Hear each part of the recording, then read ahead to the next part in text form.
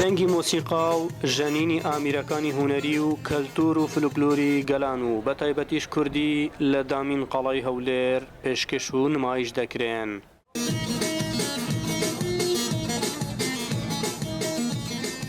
دوکانی مە بە دەرکەی قەراتی وەیە، یعنی هەر گەشتیارەک و هەڵ خەڵکە بێتن کەسیانی بەیانیش بێن، ئێمە گیان لە مۆسیقای کوردی دەبی، یعنی شتێکی لە گیان شتێکی نوێیە.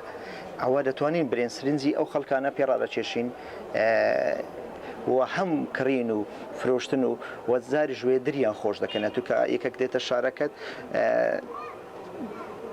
ئێمە دەبی ئامادە بین کە هەر کە میوانەکات ئێمە وەکو ڕێزی لێ بگرین. مونا گەشتیارە لە بەغداوە هاتووە، بەردەوام دەستی دەدایە کەلوپەلی جۆرە و جۆر. ئەو پێی وابوو کەلتور و ڕاسەنایەتی خۆیشانە و سەرنجی زۆری ڕاکێشاوە. ئەمانە تەنها دەربڕین لە کەلتوری هەولێر ناکەن، بەڵکو لە کەلتوری کوردی و تورکی فارسی و عەرەبی زۆر وڵاتی تر پێک هاتوون. کەلوپەلەکانیان زۆر جوان و لە هەموو شوێنێک دەست ناکەون. تەمەنی بەشێک لەم کەرستانەی نێو ئەم شوێنە وەک فرۆشیاران دەڵێن بۆ زیاتر لە 70 ساڵ دەگەڕێتەوە و لە دەیان کەرەستەی جۆرا و جۆریش پێک هاتووە.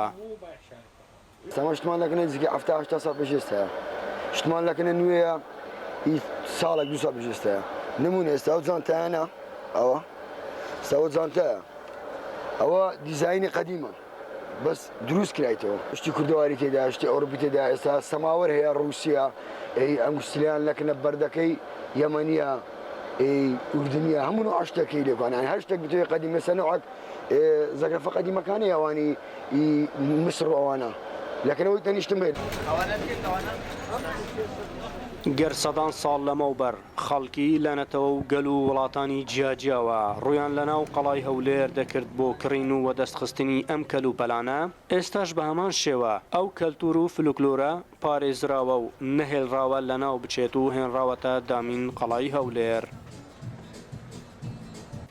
ئەحمەد جێباری دەنگی ئەمریکا، هەولێر.